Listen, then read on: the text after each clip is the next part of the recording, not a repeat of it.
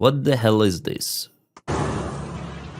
Oh, nice. So Ukraine is using cruise missiles, kind of interesting. As you saw, it flies on a very, very high speed and at the kind of the low altitude, so it makes it very difficult to intercept this missile. But is it flamingo? Let's zoom in. No, it's not. What you saw on this video is the Ukrainian missile Peklo that was presented the last year. Ukraine already used it in some of the strikes, but for the first time we see the real image filmed by eyewitness. It's way smaller compared to Flamingo, but still could be kind of effective because it is equipped with the jet engine. So where did Ukraine use this missile? The occupied territory of Donetsk. There was the Russian base. Yeah, there was the kaboom. Sorry, I have to skip, I cannot show you it fully. But you can see the result. Kaboom, some of the local filmed it. And yeah, we have geolocation confirmation images shared in internet. OSINT analytics are working day and night to give us more details. There were actually 3 of the kabooms totally reported today in occupied Donetsk. Ukraine used not just those Pekla missiles, but also drones. By the way, the name of missile Pekla means hell. So that's why I said, what the hell? Because it is. The kaboom which you have just seen in the video was the location of the Russian headquarters in Topaz factory. Russians say that totally 5 of the cruise missiles hit that facility. Also, the building of the Scientific Research Institute facility of automation systems was hit, but it wasn't used by Occupation Administration as an institute building. No, it was again the Russian headquarters command. And the third facility was also the Russian command headquarters, the command of the 20th Motorized Division of the Russian army. So potentially with the strike, Ukraine really beheaded the Russian army local command. Locals report about multiple of the ambulances that were sent to those places, so could be losses, yeah. And as we know, Russians are gathering their forces for the major strike, so their main command was actually placed in Donetsk. So the strikes on that command may disturb Russian plans in the region. About the Russian army movement, well, they sent from Sumy to Kherson the 11th Paratroop Brigade. Instead, they are taken from Kherson, the 104th Paratroop Division, and so far we are out of clue whether they're gonna send it to Orikhiv, because Russia has attack attempts here, or it might be sent to Donetsk direction. The replacement is happening all around. It takes time for Russia to prepare for that major strike. And Russians are trying to find out the weak spots in Ukrainian defense. For example, this was the attack towards Mirnograd in Pokrov's direction. I was telling you about it for a couple of days now, and finally we obtained the real drone image, showing at least 1, 2, 3, 4 Russian vehicles. And just for you to understand how impudent this attack really was, well, Russians took this main road to advance to Mirnograd, the road which is being monitored by Ukrainian surveillance 24/7 with absolutely zero probability for anyone to use it successfully. But somehow Russians decided to take it for their advancement, and that is how they're searching for the weak spots.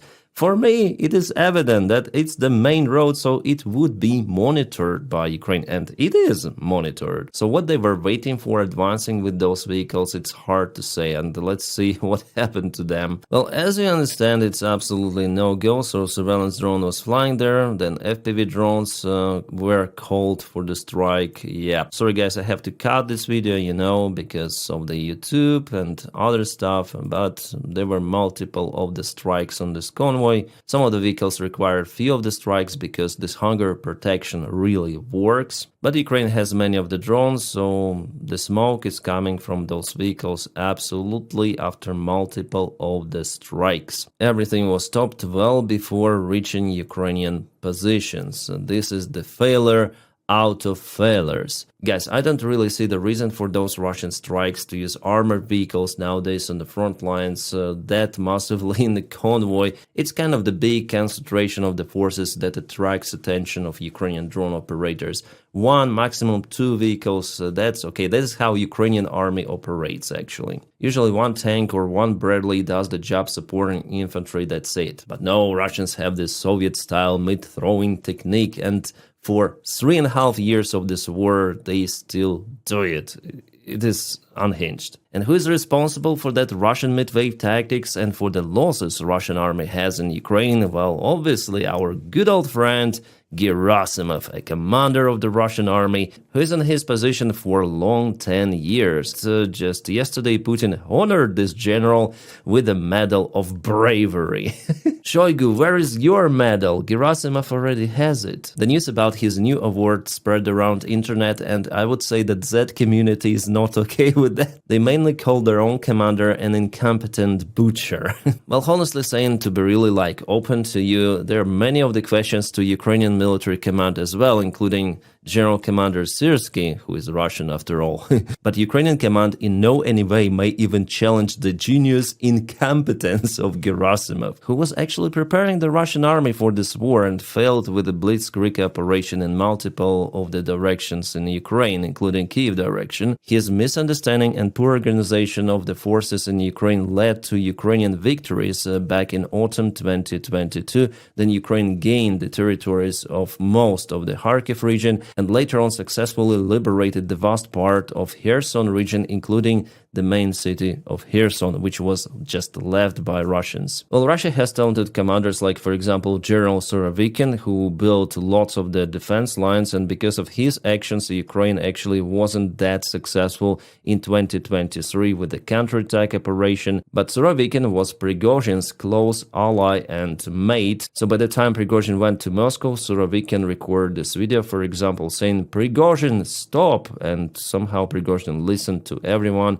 mostly Lukashenko, and decided to turn away from Moscow. But it was very, very close for Russian regime to collapse and for unforeseen circumstances start to happen in Russia itself. But yeah, we have what we have. Nevertheless, there is still the probability for another Prigozhin to appear, especially right now. Then Russia is suffering crazy losses, and there is no visible end to this war. Another Russian talented general is General Popov, who was defending the southern part of Ukraine with his paratroopers, and also because of his actions, the Ukrainian counteroffensive failed in 2023. Two of those generals played a great role for Russian army defense. Without them, Ukraine would have been touching the Black Sea, liberating Tokmak, Melitopol, and touching the border with Crimea. But those talented generals, they're jailed, like you can see here. Popov was dismissed and prosecuted because he was telling too much about the real things happening in the Russian army, telling the stories with the poor supplies, poor organization, poor command coming from Gerasimov. And it seems like Gerasimov doesn't like it. Moreover, Putin dismissed many of the generals himself. He started the cleaning of the Russian army, but it seems like he appoints not professional generals, not talented people to their positions, but loyal people. So Gerasimov, despite all of his mistakes, he is loyal to Putin, and that's why a few days ago, or the day before yesterday, he received the Medal of Bravery on his 70th birthday. Gerasimov is becoming the next Adam Kadyrov, who obtains medals for absolutely no reason, like, for example, for birthday and so on, just occasions, maybe International Women's Day and so on. It is really called a negative selection. Then those people are being appointed, loyal people who also give the misinformation to their higher command, and Putin, surrounded by those loyalists, he lives in his own informational bubble. I'm sure that the recent Russian flag operation in Kupiansk was done just for PR campaign to show to the high military command or to Putin himself. Then Russians went into the central part of Kupiansk. Then de facto it was just a kamikaze operation of one or two Russian soldiers who went there one way with their flags. And later on, Ukrainian soldiers showed how they took those Russian flags out from the place together with the Russian soldiers who delivered those. Or as in many cases, Russia delivers flags with the help of the drones. That's it.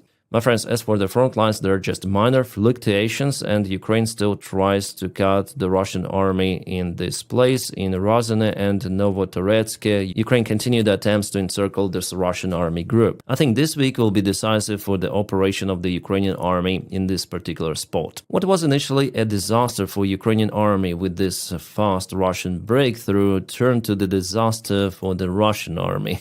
Who would have thought that Ukraine is still capable for those fast, rapid counterattacks? Right, let's go to the other news. Slaviansk-on-Kuban oil refinery in Krasnodarsky Krai, Russia, stopped its operation completely. It was hit on 4th of September, so a few days ago. Experts say that the damage sustained is so dramatic that it requires few months to restore the operation. The interesting thing that it is the key Russian export refinery, so Russia sells fuel from this one. Oh, what is this? This is the Russian helicopter Mi-8, which was found in the Kursk region. Well, actually it was hit at the beginning of the year, but now we obtained detailed images showing that helicopter was damaged. I wonder what happened there. Could be a Heimer strike, but it also could be a forced landing in a field. Yeah, looks like the forced landing more for me because the helicopter is not being shrapnelled, at least heavily, so it could be Ukrainian air defense and operation or something. Alright, the deputy commander of the 72nd Russian division was arrested by the Russian military police. He says, how could it be? You're just a sergeant and you arrest me, the deputy commander? You don't have any sort of the right. I will complain. Call your commanders. But the military police has obtained the order to arrest the guy because he was found drunk and someone filmed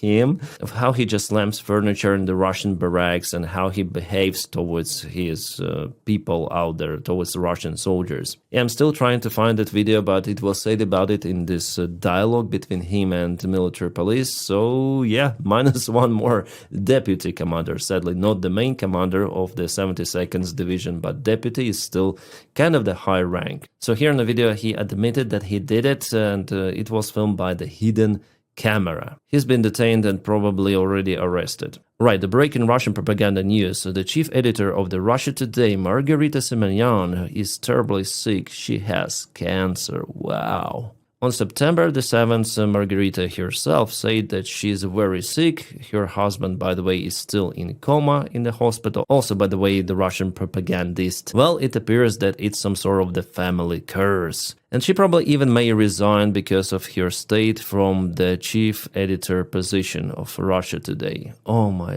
god.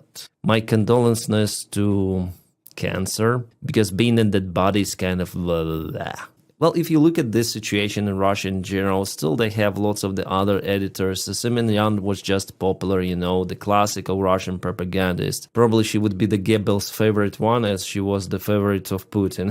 So yeah, probably she'll resign, we'll see. Oh, Mr. Orban, a puppet of Russia in Europe, say that Ukraine will be divided into 3 of the parts. First part will be taken by Russia, eastern Ukraine. The central part will be a buffer zone, and Ukraine as an independent country will stay just in the western part, but it will never be accepted to NATO and European Union, because me, Orban, the god of EU, have decided it. He also said that Europe lost it because it is not united. Europe is not united because of you, freaking Orban, and Slovakia probably. So why complain? You do the task of Putin in Europe, introducing Russian peace narratives out there. He also said that America is weak and China is strong, like something like this. Standard influence by those dictators are on Orban's regime, but Orban's regime is not forever. Next year there are going to be elections in Hungary, and I guess they will elect someone else, because people like Hungarians themselves, they are mainly sick and tired of Orban, and opposition party TISA, it has more percentage of approval rating, at least for now. С вами веселый молочник. С нами Бог. He said, "С нами Бог, Gott mit uns, God with us." Well, it is not the Russian military, this is so-called Russian volunteer. Yeah, Russian volunteers are going to the occupied territory of Ukraine just for looting. Yeah, they may do some sort of the local job to help Russians with provisions and everything, but it's the main excuse for them to actually loot what is left out there in ruined Ukrainian buildings. Again, he's not the Russian military, he's just a civilian, but they loot a lot and they send everything of that, like this washing machine, back to Russia. And he's even proud of it. He says, God with us, you know, we're doing the right thing, looting everything around. Oh, good news, there will be a direct military support for Ukraine from the United States of America. Totally 65 of M1117 vehicles will be sent, but it will happen in the next 3 years. So it seems like Ukraine may obtain 20 of the vehicles per year, which is absolutely not that much, but the interesting fact that it is the direct military support coming from USA via USAI program, and it is still working. Wow. So the fact of it is interesting. Yeah, it's not even close to what Ukraine needs, but it could be the first baby step. Because Donald Trump said that will not directly support Ukraine with military. However, we see those kind of the vehicles being agreed already.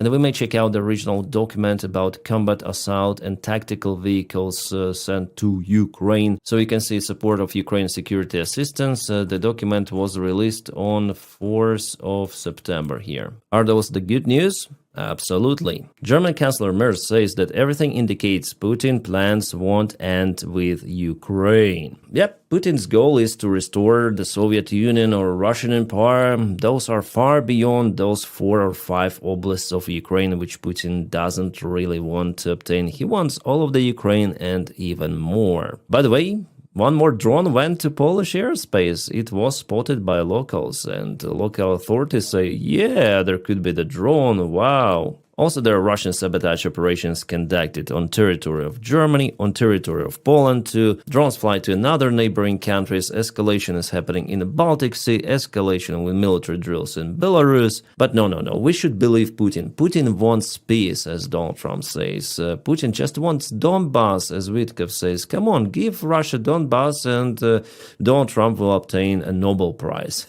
Well, Chancellor Merz here is way more smarter than his colleague from the United States of America. And he added that while United States remains an important partner, the relationship has become less self-evident as Washington makes its ties conditional on certain interests and topics. So United States is drifting away. Plus, Pentagon has already announced that they're gonna cancel security initiatives for Lithuania, Latvia, and Estonia, those critical countries actually, to protect NATO. But yeah, United States, for now, it doesn't care. And probably I'm gonna record one more video dedicated to Donald Trump in particular, but it's more my reaction. So I'm gonna publish it on my other channel, which you may find in the video description just below. And also, guys, you may check out my Patreon. Thank you so much for those people who support me on Patreon, on membership of this YouTube channel. And sometimes I publish unique content for my supporters, as I did this week, I think, a couple of the times. Well, at least I try to do it as often as I can. And now, guys, I wish you all a peaceful sky wherever you are and have a great time.